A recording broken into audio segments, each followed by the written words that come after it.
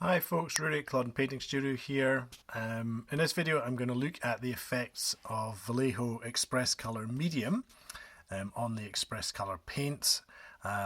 Mixing that with the paints thins out the pigment in them, which lessens the shade and changes the colour of them a bit. This was inspired by the French Fusilier in Greatcoat here. I thinned out the Black Lotus trying to get a grey and ended up with this colour that was a lot more blue than I expected. So I wanted to do that with the other colours. I'll quickly go through the colours and you can judge for yourself whether you like the effects here. On all the models coming up you'll see the head scarves, head dresses, they're all in the undiluted Xpress colour. And the robes are 1 drop Xpress Color, 1 drop medium. So from left to right there's Black Lotus, Space Grey, Omega Blue and Magic Blue. Some colours change more than others. Omega Blue doesn't change very much at all.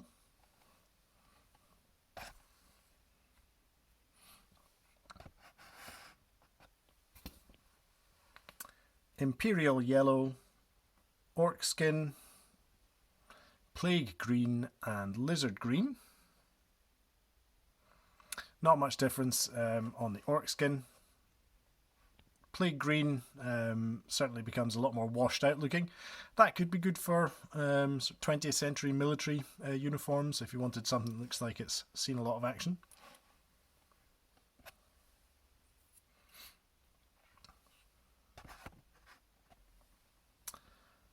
Cardinal Purple, Deep Purple, Dwarf Skin and Templar White. I like the Cardinal Purple base colour. I'm not sure where I'll be able to use that. I'll need to find an army with lots of pinky purple in it. The Deep Purple, it starts to get a bit chalky. I think when it's diluted it's not so good. And not much difference in the Templar White.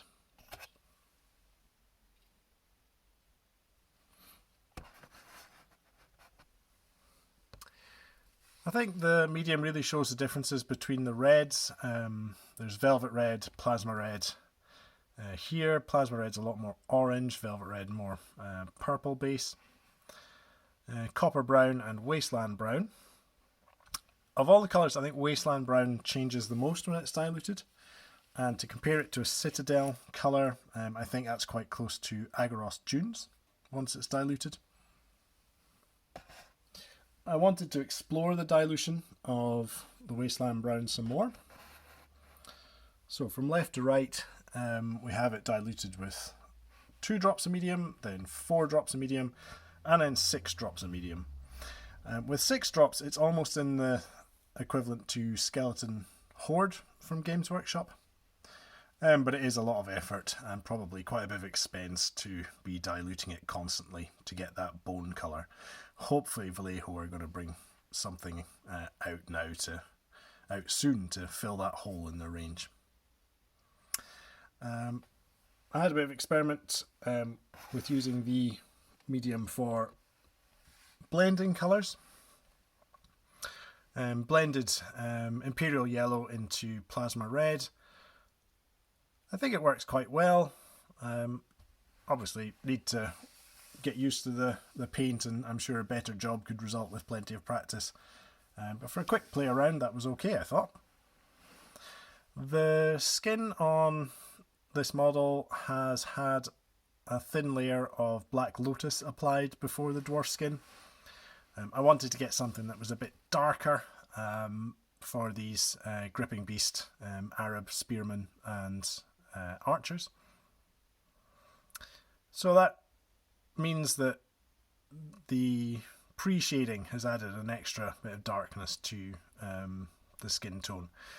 And it may well be that using a pre-shading method or slap chop, as is vogue at the moment, might increase the contrast between your highlights and shades. If you've got very white highlights and very black shades before you apply the Xpress colour, you'll probably end up with a much different result than if you're just applying it over a light base coat.